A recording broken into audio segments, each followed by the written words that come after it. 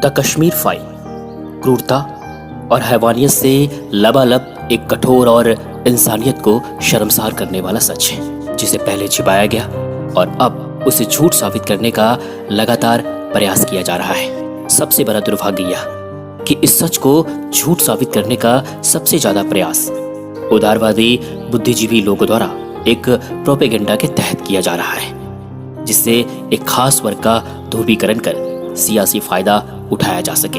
लेकिन झूठ का महल कितना भी शानदार और चमकदार क्यों न हो, सच का एक छोटा सा पत्थर इस महल के अस्तित्व को नेस्तनाबूद करने के लिए काफी होता है। जिस देश में लोग 1 फीट जमीन की लड़ाई में पड़ोसी से वर्षों तक बात बंद कर देते हैं, उसी देश में 5 लाख लोग अपने ही घर से विस्थापित होकर आतंक के खौफनाक साए के बीच शरणार्थी बनकर जिंदगी जीने को मजबूर हो गए। तो इस देश का जाहिल से जाहिल व्यक्ति भी पर्दे के पीछे बंदूक की नोक पर लिखी गई अत्याचार, लूटपाट, मौत के तांडव को महसूस कर सकता है, जिसे लगातार छिपाने या बरगलाने या भटकाने की कोशिश हो रही थी। और यह सिलसिला बदस्तूर जारी है। एक बहुसंख्यक समुदाय वाले देश में बहुसंख्यक समुदाय के साथ तथाकथित अल्पसंख्यकों के द्वारा इतना जघन्य अमानवीय क्रूरता का दूसरा उदाहरण इतिहास में नहीं मिलता। सबसे बड़ी बात यह कि हमारे देश के सेक्युलर लोग इतने उदार हैं कि उनके द्वारा इस दिल दहला देने वाली क्रूरता के लिए उनकी आंखें नम होने की जगह इसे वैचारिक बौद्धिकता का नकाब पहनाकर इंसान के रूप में राक्षसी करतूत करने वाले सिर फिरे पागलों को भटका हुआ नौजवान बताने की शर्मनाक कोशिश हो रही है। इस क्रूरता को चाहे जिस कौम के लोगों ने भी अंजाम दिया हो, भारत के प्रत्येक नागरिक को इस हिंसा की निंदा और इन हिंसक भेड़ियों से घृणा करनी चाहिए, चाहे वह किसी भी कौम के क्यों ना हो। सबसे महत्वपूर्ण बात, जितने पापी और गुनाहगार इसमें शामिल लोग थे, इंसानियत की नजर में इस पर मौन सहमति जताने वाले लोग भी उससे कम गुनाहगार नहीं है। शांतिपूर्ण सह अस्तित्व और आपसी भाईचारे को कायम रखने के लिए यह जरूरी है कि प्रत्येक कौम के लोग अपने कौम के बीच पैदा लेने वाले असामाजिक और आपराधिक तत्वों का पुरजोर विरोध करें, अन्यथा इनके द्वारा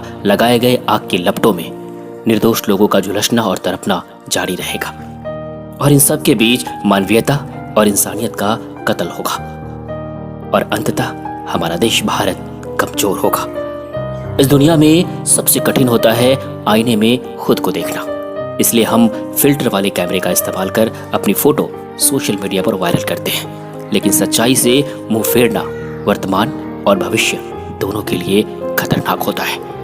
अगर राष्ट्रहित में यह जरूरी है कि द कश्मीर फाइल्स फिल्म देखकर बहुसंख्यक समाज के लोगों द्वारा आवेश में आकर कोई गलत कदम नहीं उठाया जाना चाहिए, तो यह भी उतना ही जरूरी है कि उस खास कौम के लोग भी सहर्ष स्वीकार करें कि अगर उनके कौम के लोगों के द्वारा भी इस अमानवीय कृत्य को अंजाम दिया गया था तो वह गलत था और उसके या किसी और के धर्म के द्वारा इसे जायज नहीं ठहराया जा सकता। इस फिल्म में मुख्य रूप से 4 किरदार हैं। बेबस और लाचार सरकार का प्रतिनिधित्व करने वाला मिथुन चक्रवर्ती, ब्रह्मदत्त, कुछ ऐसा ही हाल कानून व्यवस्था का प्रतिनिधित्व करने वाले पुनीत इस्सर का है।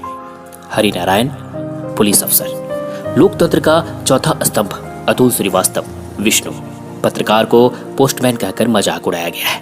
Prakash Pelavadi, Mahesh Kumar, doctor, service class का प्रतिनिधित्व करते हैं, जो अपनी आंखों के सामने रक्तदाता को तड़प तड़प कर मरते देखता है। इस फिल्म में बड़े ही सुंदर तरीके से दिखाया गया है कि कश्मीर घाटी में जब अत्याचार हो रहे थे तो हमारे देश के ये चारों स्तंभ कितने बेबस और लाचार थे, क्योंकि ये सब कुछ एक राजनीतिक प्रोपेगेंडा के तहत हो रहा था और जिसने भी हिम्मत दिखाते हुए आवाज उठाई वह सस्पेंड कर दिया गया। इसलिए अधिकांश लोग मौन ही रहे। शारदा, भाषा शुंबली और शिवा 2 ऐसे कैरेक्टर हैं जिनके साथ हुए अत्याचार की पराकाष्ठा से फिल्म देखने वालों की रूह कांप जाती है। लेकिन उसी शारदा के अबोध बालक को देश की एक बड़ी यूनिवर्सिटी में ब्रेन वॉश कर उसे एक्सीडेंट बताने और समझाने की भरपूर कोशिश होती है।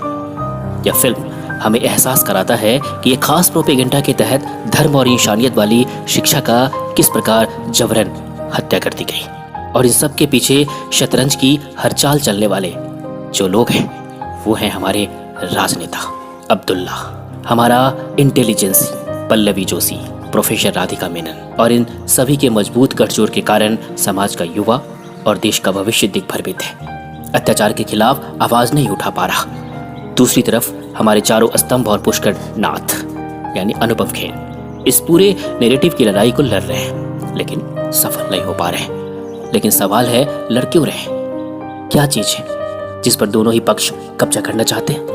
वो चीज है कृष्णा, दर्शन कुमार, जो हमारे समाज, हमारी चेतना, हमारे युवाओं का प्रतीक है, जो शक्तिशाली है, स्मार्ट है, अच्छा बोलता है, कमाता है, लेकिन दिग्भ्रमित है, इसलिए सच से दूर है। दोनों पक्ष लड़ते हैं, अपना अपना सच परोसते हैं, क्योंकि दोनों ही पक्षों को पता है कि इस धर्म और अधर्म के युद्ध में जीत अंत में उसी की होगी जिसके पक्ष में कृष्ण है। जहां कृष्ण है वही धर्म है, वही सत्य भी है।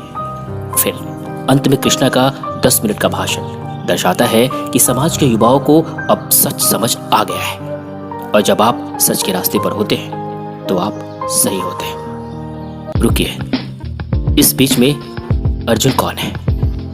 अर्जुन कोई और नहीं, अर्जुन है आप, मैं और हम सब। इस कलयुग के अर्जुन हम ही हैं। हम ही हैं जिनके कंधों पर गांडीव है, और इस धर्म अधर्म के युद्ध में हमें ही सोचना है कि किसका पक्ष लेना है। जय हिंद, जय भारत।